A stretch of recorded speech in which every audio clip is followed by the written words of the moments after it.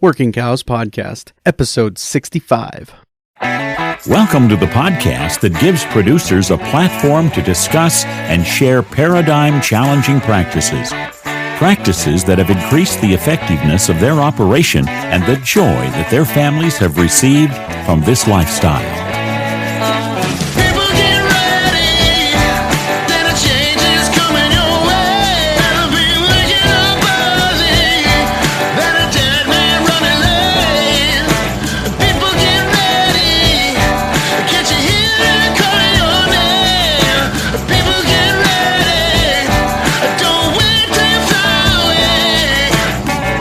Merry Christmas, everybody. Clay Conry here, host of the Working Cows Podcast, brought to you by the Global Ag Network.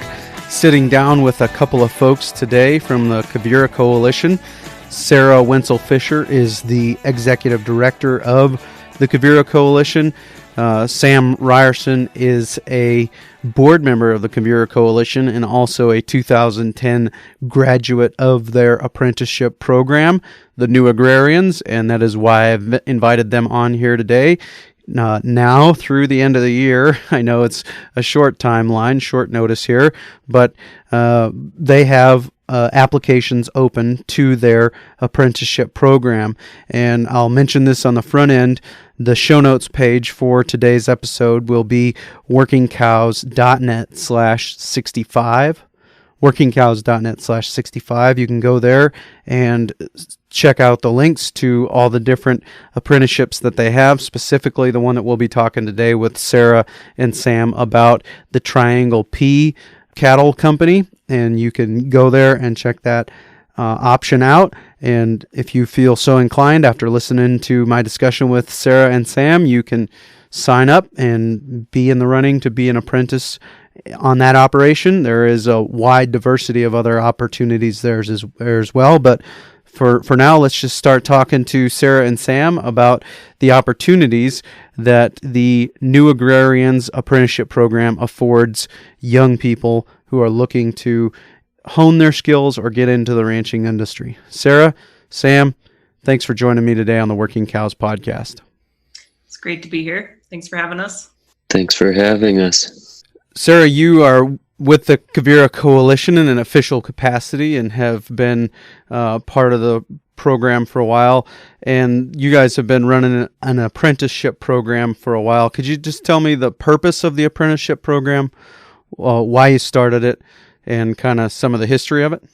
Absolutely. I might back up even a little bit further. So I'm the director of the Quivira Coalition. We're a small nonprofit based in Santa Fe, but we work sort of all over the Western United States. One of our main programs is a ranching apprenticeship program. And it started about 10 years ago.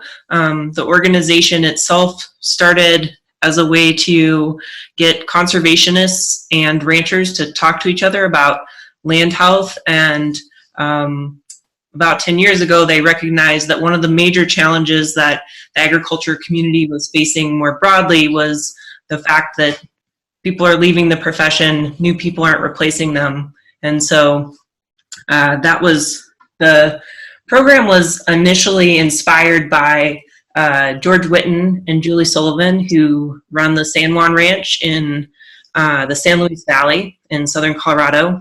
And Julie was a experiential educator, and George is a third-generation rancher there. And they were longtime members of Quivira and came to the director at the time proposing to this idea of an apprenticeship program. Since that time, the program has grown slowly until the last couple of years. We've offered 3 to 5 apprenticeships a year until about 2 years ago when we really decided that we would like to expand the program. Part of the motivation for the program also is to create career pathways for young people who want to enter careers in agriculture who maybe are not coming from families that are in agriculture. Those hands-on experiences are hard to come by, particularly in the ranching world, and so we decided to try to create a context in which people could do that, and also create not an incredibly formal, but to a degree a more formalized educational experience to learn about working on a ranch. So yeah, that's the new agrarian program. It's in its 10th year this year, and we will offer, I think, 13 or 14 apprenticeships this year. So that's pretty exciting. Very cool. Yeah, I have been looking at the list of the apprenticeships that you have, and I was just talking to my dad the other day, and I said, part of my challenge at the Working Cows podcast is not to betray my own ignorance and show myself as the greenhorn, I guess, sometimes. And so I'm trying to just be have an open mind and try to learn. And so sheep have become a very interesting thing to me as far as an opportunity in the livestock industry, and maybe an untapped opportunity, especially in western South Dakota.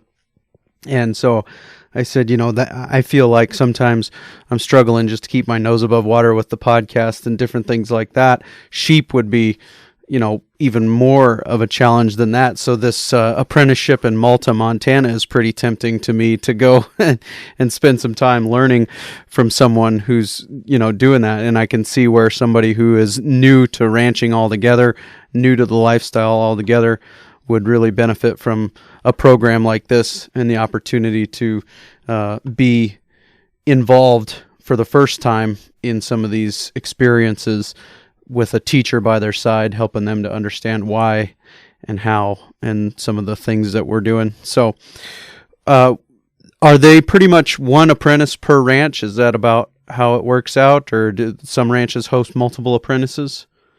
In a typical year, most of our mentors will take on one apprentice, but increasingly what we see is that mentors who've been in the program for a while often will invite an apprentice who's worked out really well for them to come back and do an advanced apprenticeship for a second year, and then we'll bring on a first year apprentice, and that kind of creates some nice continuity in the learning process, where you have, the mentors who have a lot of experience. You have a second year apprentice who has one season under their belt, and then somebody who's coming in probably with less experience, and that just makes the learning experience more rich.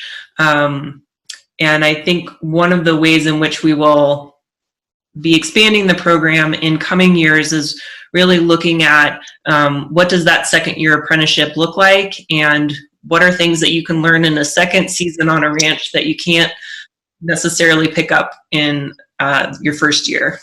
And Sam, what is your history with the apprenticeship program? How have you been involved in it? How did you come to be involved in it? Well, it goes back a while to around the time the program was starting. I was the second apprentice to enter the program in 2009 at George Wetton and Julie Sullivan's place in Colorado.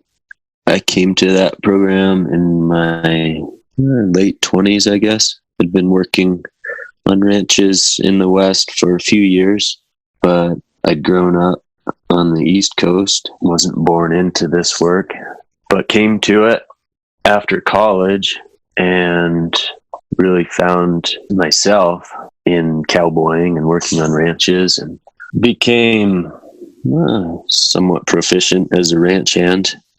But I wanted to step up into more of a management or leadership position, and was really interested in holistic management and more progressive ways of managing cattle on grasslands. And I wanted to learn about the marketing side of the business, all kinds of things that I didn't really have the chance to develop as a ranch hand, as much as I liked that work.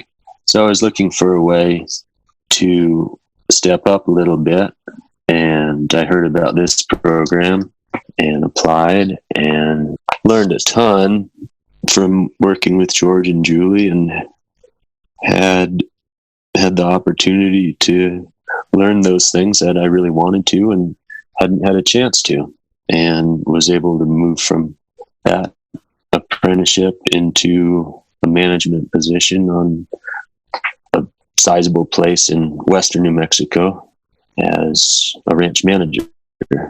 So it really worked out well for me, and I've been involved with Quivira ever since. A little over a year ago, I joined the board of Quivira, which has been a real honor for me to be able to give back to that organization a bit. And now we've been a host, a mentor, my crew and I, in this new agrarian program. So it's great to be able to give other young people the same opportunities or better opportunities than what we had. And we've got a good crew here who really enjoy teaching people and bringing young people along, helping them get a start, and then seeing them go on and make their own way. And Sam, what was your post-college exposure to ranching? What kind of operations were you on, and how was that experience for you? Oh, I was really lucky, actually. I moved to Montana to build a house for my mother. I'd studied architecture in college, and she got a little piece of land out there and wanted to build a house. So I went out there to work on that. And in the meantime, wound up doing some odd jobs on a ranch just down the road. And I had a horse. I could ride a little bit. They eventually hired me on, and I started riding with the crew, and pretty soon I was hired as a ranch hand.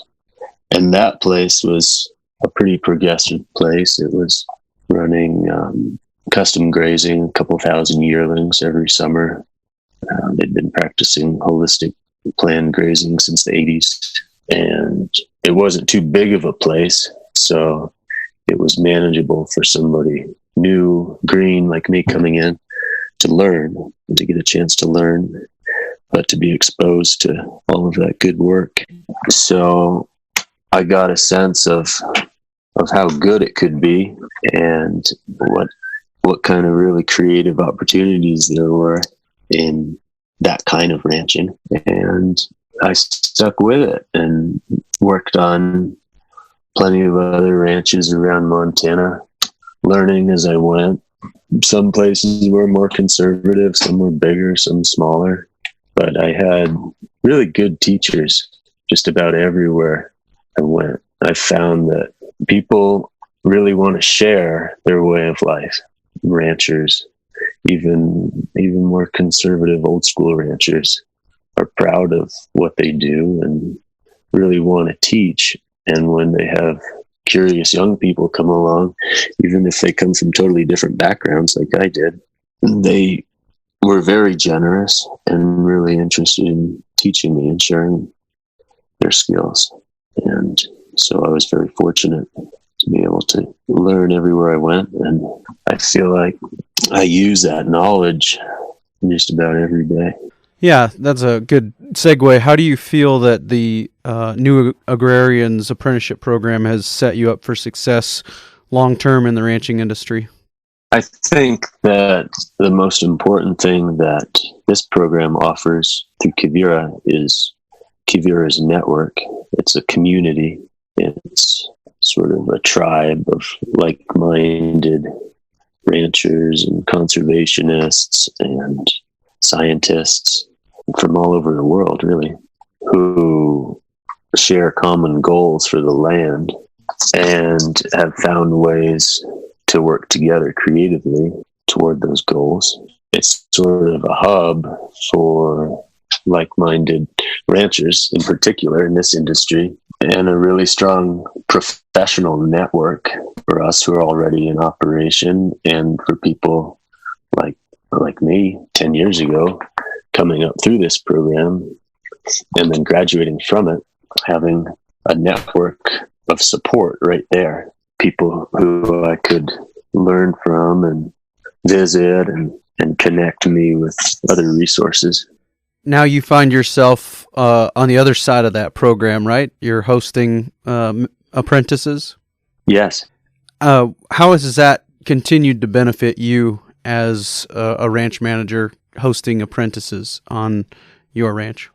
Well, it's a really good deal for us. We get motivated, committed, intelligent young people who want to come work, and we pay them a bit. We pay them about $800 a month, which is not much, but at the same time, they get a place to live and they get all this experience, and then they get the value of this network when they come out of the program.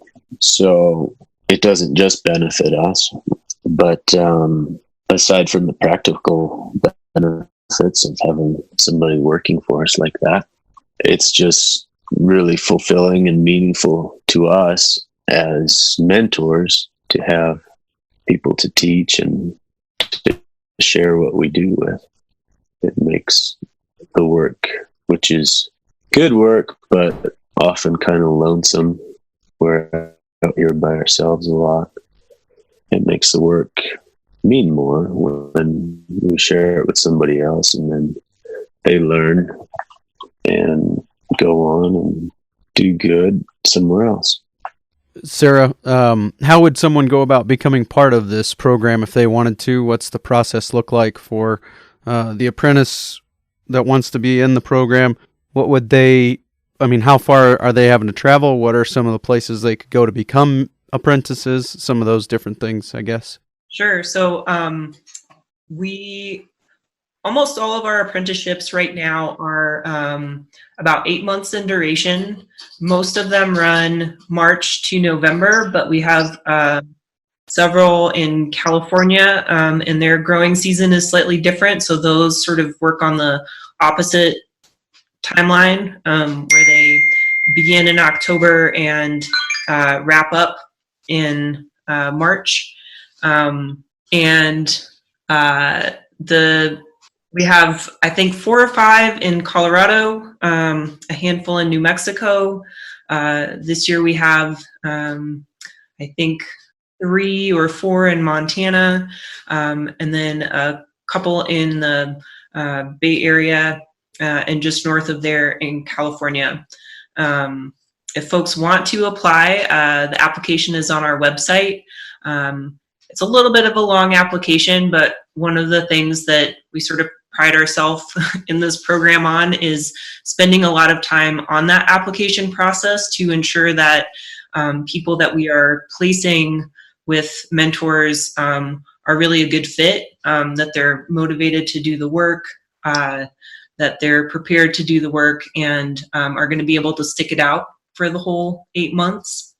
And I think also it's important to know about the program that we sort of are targeting people who are entering their first career, but I talked a little bit before about how it's an opportunity for people who are not necessarily coming from an agricultural background to enter those kinds of careers. We also have folks who apply to the program who are coming from ag families, but maybe want to learn a different way, a different production model. You were talking about wanting to learn about sheep, and I think that that's a perfect example. Or we had a gal in the program 2 years ago who her family runs a pretty large, relatively conventional dairy in Wisconsin, and she wanted to learn about, doing a grass-based dairy, and so she signed up with our apprenticeship in Durango.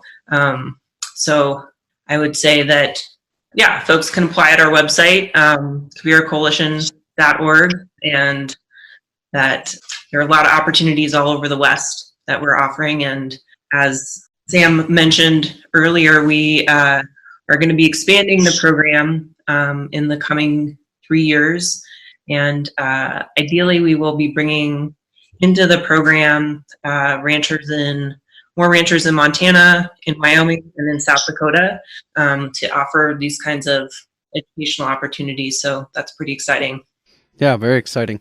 And what does the process for a rancher who wants to be involved look like? Are they footing the bill for the the apprentice, or is that part of Quivira, or is it a shared deal? And then how would they go about? Is there an application process for them, or how would that work?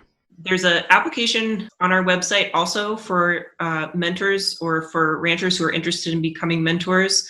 But I'm also happy to take phone calls if somebody's interested and wants to learn more. I'm very happy to just chat with somebody. And in terms of the how the program is structured financially, it really depends on the operation and what their need is. And sort of what their capacity is as a teacher. And we look at a lot of different factors. So we have a number of our apprenticeship opportunities are fully funded by the rancher because it is a good way for them to get labor that is affordable while being able to teach and have a good reciprocal relationship with the person that's working there. But we also do provide stipend subsidy to some of the mentors that we work with. And then we get sort of creative also with how to help figure out how to fund the apprentice to make sure that they're getting paid a fair wage for their work while they're there. This last year, we hosted several workshops on some of the ranches where we have these apprenticeships that were land health workshops. There was a fee for those workshops, and we were able to find sponsorship for those workshops, which then creates an income stream for that rancher to be able to offset some of the costs of having an apprentice there. And the money piece aside, I think that sort of more important is a real passion both for the work, for the land, for the livestock, but also a love for teaching, because not everybody is really geared that way. But there are folks out there who are exceptional teachers of their skills and craft, and those are really the individuals that we're looking for. One of the things we offer to mentors also is we have a training program, so we don't sort of throw people up in cold. We do a lot of work to help prepare the ranchers we work with to have a young person come on. We talk them through everything from the application process to what are some of the interpersonal communication skills that you might need to develop when you're bringing a young person on who maybe hasn't had that much experience on a ranch, to how to put together a really basic skills checklist to make sure that that person is learning the skills that they need to learn while they're there. So we offer a lot of different types of support in the program to ensure that everybody's getting a good experience. Yeah, I noticed one of the job titles on the Round River Resource Management in Rush, Colorado, with Lewis Martin, who was a guest I had recommended to me that I have to get around to getting in touch with. But one of the job titles there on that ranch is a person in charge of people, and that's we've talked a lot about it on the Working Cows podcast about how important that is to be able to manage people relationships in a ranching business. So very encouraging to hear that you guys are taking care of that in your training program for mentors. Sam, I'd like to turn back to you and talk a little bit about opportunity that is currently available at the Triangle P Cattle Ranch there in Mescalero, New Mexico. You guys are open, taking applicants right now. Is that correct? Yes, that's correct. We're taking applicants through January 1st. And what is the nature of the work? What are you guys doing there? What kind of operation are you managing? Oh, we have a cattle company here. We've been based here about 4 years now. We lease land from the Mescalero Apache tribe in southern central New Mexico. It's pretty high country. We run from 6,000 to 9,000 feet in the Sacramento Mountains. So it's good cow country.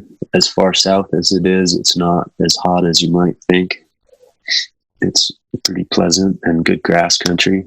We run one resident herd of mother cows, about 500 mother cows, and then stock up with yearlings in the summer, depending on the season, depending on the precipitation and forage conditions. We'll run up to 1,000 head of yearlings. And then we have some other outside leases and feed some cattle, finish some cattle, depending on the year and the market and things like that. But the apprentice would be based at our main camp where we run our mother cows. And they would mostly work with our manager there, Jeff Gossage, taking care of those mother cows and helping out in other aspects of the operation so that they would be exposed to a lot of different things. But they would mostly be focused on that land. It's about 40,000 acres on the north side of this place, and they would become pretty intimately acquainted with those cows. They'd be starting in March, which is when we'd be in the middle of our calving season, and we'd keep an apprentice here through the main fall works, through weaning and pregnancy testing. So they'd get to see the whole cycle on the ranch, starting from the lower country in the winter, where we're calving, and then branding in the spring, drifting the cows west up into the higher country, running them in the summer pastures up in the mountains, and then coming back down in the fall, gathering, weaning, and we keep all our calves, wean them across the fence from their mothers, keep them on grass for 45 days or so, and then ship them usually to wheat pasture, and then pregnancy test the cows in the fall. Most of the work is horseback. We monitor the cows on an almost daily basis, horseback, feed a little supplement in the winter, ride a lot of fence year round. That's all horseback. Well, I could say that I'm jealous of whoever gets that job. Sounds like a great gig. It's good work. It's good work. It's pretty rustic.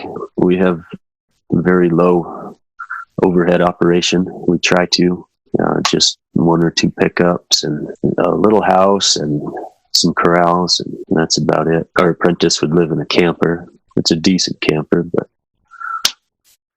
it's kind of rustic. It's rustic, but it's very beautiful too. Kind of typical.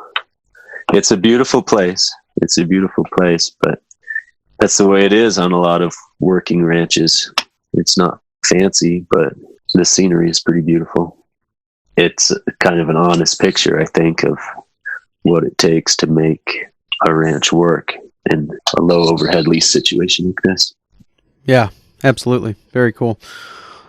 What, and this is kind of a question as we point towards wrapping up, what do you guys, both of you, see this program, what part do you see this program playing in addressing the issue facing the ranching industry with the age of ranchers, and how is that playing out in your mind?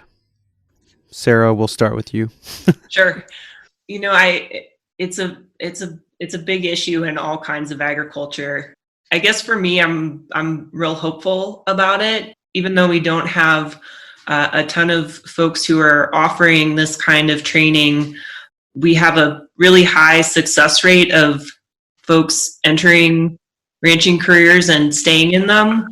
I think that Sam is sort of a testament to the success, and that we're actively crafting a more intergenerational culture, and one that still relies on the family, but that is broader than that and creates a network of folks who are a lot of different ages who are doing this work and are sharing the knowledge that they have. Because I think that is a really critical piece of how we resolve that challenge of an aging ranching population. It's about building community and having a community that represents a lot of different types of people, creates opportunities for those folks to participate in land stewardship and really good livestock production. Before we turn to Sam, Sarah, it comes to my mind that part of this process is maybe a flattening out of the org chart of the typical ranch, where whereby people are given authority maybe at an earlier rate, at an earlier time than, the typical case we hear of in a lot of agricultural situations is that the son gets to take over when he's 60, and then by the time he's 90, he figures it's about time to turn it over to his son, who's also 60, and it just keeps going that way, whereas we hand off some of that decision-making authority earlier on. Those people get a chance to have some skin in the game, so to speak, and make some decisions, and they are respected as equals, I guess. Does that kind of play into what you're talking about?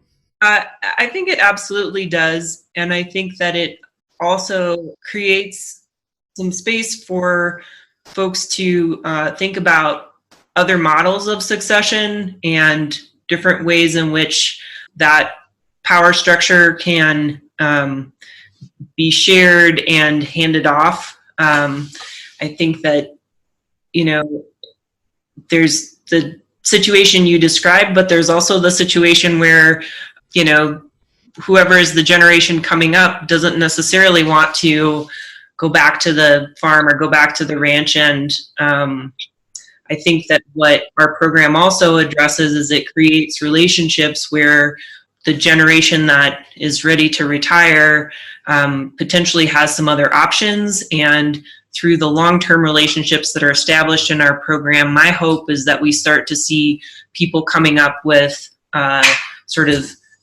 solutions that fit what their operation is to help transition those businesses, whether it's to somebody who's in the family or in a partnership with somebody that they've trained. So yeah, it's a big issue, but I'm hopeful that we're helping to address it. Yeah, I very much appreciate that. Sam, what do you think? What part does this play in addressing this issue of the aging population of ranchers and farmers, for that matter, in our industry? Oh, well, I agree with everything Sarah said. It's all about building community and connections and really establishing pretty formal credentials for people to come out of this program and go somewhere and build their connections. Success in this world in this work is so reliant on personal connections, and I think that's invaluable for young people, especially people coming into it from outside. And the other thing I was thinking is that there's a way in which people who come to this program, who go through the application process and stick with the work, have made a really conscious decision based on a passion for this work, for the land, and they're here because they want to be here. And most of them are really overqualified, or you might say overeducated for this kind of work, but they've chosen it. We've chosen it because it's what we want to do. And I think this program is a way to get those people to work, to make sure that people who are passionate about the work and the land have a chance. Oftentimes, people who wind up on the land aren't there because they necessarily chose it. Maybe they'd rather be doing something different. Maybe that rancher's son would rather be doing something different, but because he was born there, he thinks it's what he needs to do. When there's a kid in the city who might be a natural, but doesn't realize that he has the opportunity. This is a program to allow those ranches whose owners are passionate about it, but can't stay with it. They're getting older, to have somebody who really wants to be there come in and become a professional. I know that I said that we were pointing towards wrapping up, but I've been a pastor for 12 years, and you know what it means when a pastor says in conclusion, right? Absolutely nothing. So, Sam, I do just have one more question for you. Would you talk a little bit about your process of going from ranch hand to ranch manager? Because I think that's a fitting way to kind of wrap this up as far as the discussion about the apprenticeship is concerned. Yeah, I feel like I'm still in the process of that transition, and I'm still a cowboy. I'm still a ranch hand, and I hope to be for a long time. At the same time, I'm managing other people and responsible for a lot of cattle and money, and it's quite a bit different. But I think it was really good for me to work for a number of different people before I took responsibility like that, to see what works and what doesn't, to see whose leadership was inspiring and whose was frustrating, to see how people responded and how cattle responded and how land responded to different kinds of management. I was learning all the time, and I still am. And now as a manager, I think I'm able to have a little more sympathy and be able to look from a worker's or an apprentice's perspective at what's going on and try to set things up for them to succeed, for us all to succeed. But it's a challenge. It's the biggest challenge that there is, and we're all still working on it. But I think that having a formal program like this, where learning is a specific goal, is really useful to all of us, even for people who aren't apprentices. For my business partners and other employees, I think they're energized and glad to have somebody there who's just excited about learning, and to feel like we all have something to offer once in a while. Do you find yourself in the shoes of a mentor, noticing things that you are noticing because there's an apprentice watching, or seeing that this needs to be pointed out, whereas in some other cases you might just be doing it on autopilot? Oh yeah, I've become conscious of certain details that matter, that we need to point out, and which details we need to let slide, so that a person can concentrate on what's most important for them to learn at that time, and also to get the job done. There are things like making sure that cattle have water and checking the level in a storage tank. If a person forgets to check that, that's a pretty big deal. If they miss a broken wire in a fence that they were supposed to check, and they forgot to check the water in the storage tank, I'd concentrate on the water, because that's a really big deal. There are little details that we learn to let slide so that we can focus on the big picture. And at the same time, we try to talk about what's going on in the broader context of the operation, so that a person isn't just learning to fix fence or check water, but get some sense of where we're going with the cattle and why we're doing what we're doing. It's nice to have somebody who's interested in that and be able to talk about that, instead of just managing employees for daily chores. Thank you guys so much for your time today. I really appreciate it. Couple of things that come to my mind as we point towards wrapping up for real this time, is that the diversity of the opportunities in the new Agrarians Apprenticeship program. There's pastured poultry, there's sheep, there's a tree nursery, there's cattle ranches, all kinds. And I imagine that with the expansion into western South Dakota and Wyoming, there might even be more diversity there of opportunities. The other thing that I will say is that the Quivira Coalition is incredibly reachable, very reachable. I reached out to them when I saw this opportunity, and Sarah got right back to me, and we set this up and had a reasonably quick turnaround time, getting 3 people scheduled, matched up, so we could sit down, and I really appreciate that. So I'm excited about what you guys are doing. Just as by way of reminder, there's a bunch of different ones, I think 13 or 14 apprenticeship opportunities, and most of them have their application process open right now through January. Is that right? Or through January 1st? ideally through January 1st, but we'll keep the applications open until we have the positions filled with qualified candidates. So I'd say if you hear this and you're interested, don't delay. Go and fill out an application, but they will be open for a little while. Okay. Yep, that's good to hear. So again, I appreciate your guys' time. I appreciate the Down to Earth podcast, Planet to Plate podcast. Very, very good stuff there. Another resource that people should be taking advantage of at every opportunity. So check that out. Thank you for your work, and thank you for your time, Sam and Sarah. Thank you, Clay. Thanks for having us on. It's been a pleasure to meet you. Really appreciate their time.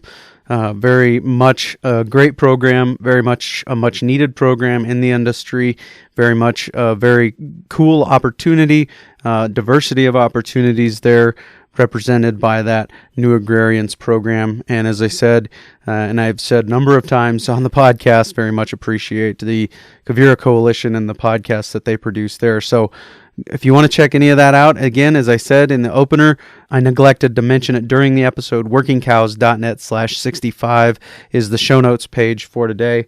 There will be links to Sam's apprenticeship specifically, as well as the full list of the apprenticeships that the Quivira Coalition offers. So you can go ahead and check that out and see if you want to join them.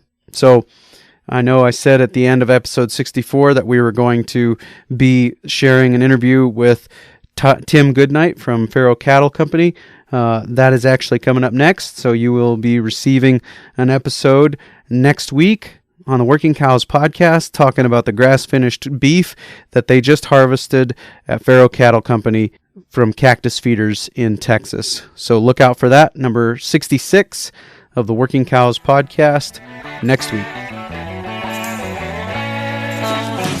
We invite you to visit workingcows.net to subscribe to the show via iTunes or Stitcher. You'll also find detailed show notes pages, resources from our guests, and the industry leaders who have influenced them. For more ideas on putting your cows to work for you in a more profitable way, tune in next week.